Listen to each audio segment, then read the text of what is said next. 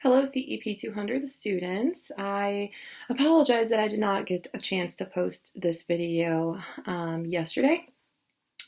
Just to give you an explanation, I am actually a crisis coordinator for individuals with complex mental health issues, and I was on call yesterday and did not anticipate a very busy day, but had a very busy day. So I was out driving all over Buffalo yesterday, so I apologize I was not able to post this as anticipated. So I hope that it's not too late. I know that some students have gotten a start on the materials for this next unit, but just for those students who do benefit from these videos, I did want to make sure that I posted one. As of Sunday night, all of the Unit 2 materials were graded, so that includes the Unit 2 assignment as well as the discussion board post. So what you should have submitted Sunday evening was the Unit 3 assignment, quiz number 2, as well as posting your list of professionals in the discussion board. So the resource list should have been due as a discussion board post. I can't quite remember if I had made this announcement prior when doing the other videos or the other announcements, but some students had emailed me about a glitch in the syllabus where it had indicated that you also were to submit it in a Dropbox.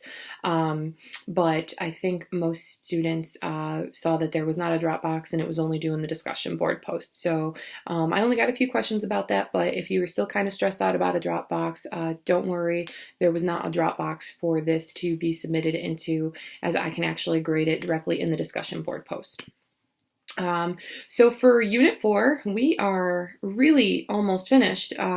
We have Unit 4, Unit 5, and Unit 6, so this semester is actually going on quite a long.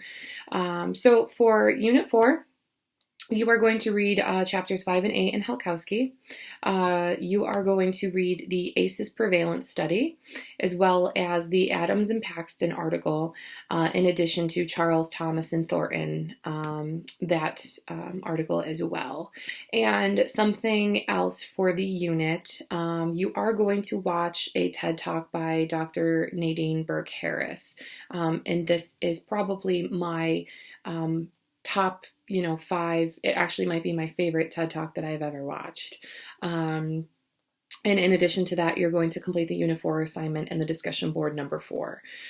So in the last unit, we were introduced to what trauma-informed care was. And the reason why I had introduced trauma-informed care in Unit 2 was to give you a general idea of what trauma-informed care is and what it looks like as, almost like a treatment modality. And the reason why I did that is because in this unit, in Unit 4, we're actually going to start talking about trauma. That is the primary message within Nadine Burke-Harris's TED Talk. The ACEs study actually stands for the Adverse Childhood Experiences Study. And this essentially went through and examined all of the different factors that could be traumatic or an adverse experience for individuals as they developed through their lives. And this ranges from, sexual, physical abuse, low socioeconomic status, parents who were divorced, and it goes through and it really examines how these factors can affect, a child, not only psychologically, but actually medically.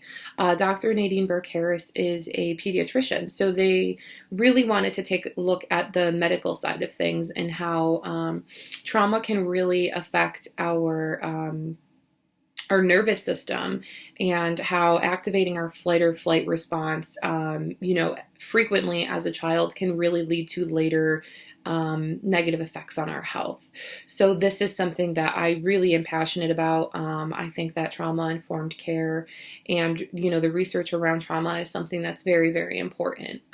Not even just from a mental health perspective, but also from a medical perspective as well. And I do hope that you will enjoy this unit because there has been a number of students in this course alone who have posted within the discussion board post as well as sharing information within their unit assignments that they themselves have been through some really traumatic experiences and have been very brave and open to sharing these experiences and how it affected them, not only with myself, but with other class members. So I do want to say I have been making note, the whole time, and mentioning my appreciation for being so vulnerable and sharing those experiences with us. But I do so even more now. And again, to thank you again for sharing that information with us. And even for those who don't consider, themselves having gone through traumatic experiences, I think that the awareness is also a very important piece. So I think that this unit will also be very beneficial for those students as well, especially if you are hoping to go into a counseling profession. Or even a helping profession, because I do know we have some nurses in this class. But other than that, we are moving right along. We don't have too much left in the semester.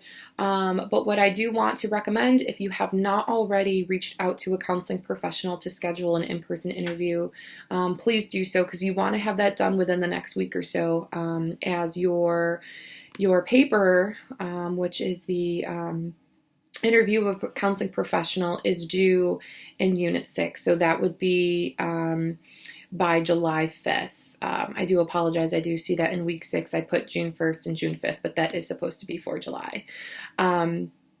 But yeah, it's very important. If you have not already scheduled yourself an interview with a professional, please do so.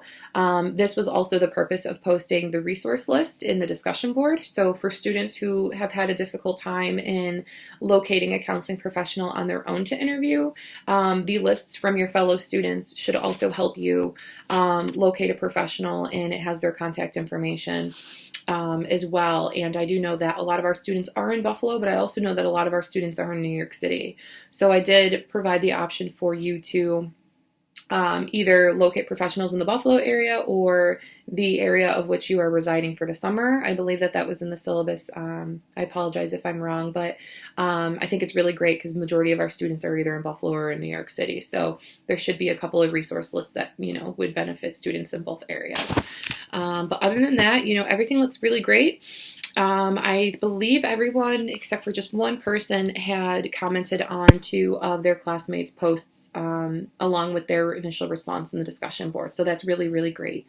So just keep remembering to post on the board with your initial post, as well as commenting on 2 of your classmates' posts as well. But other than that, everyone is doing really, really great.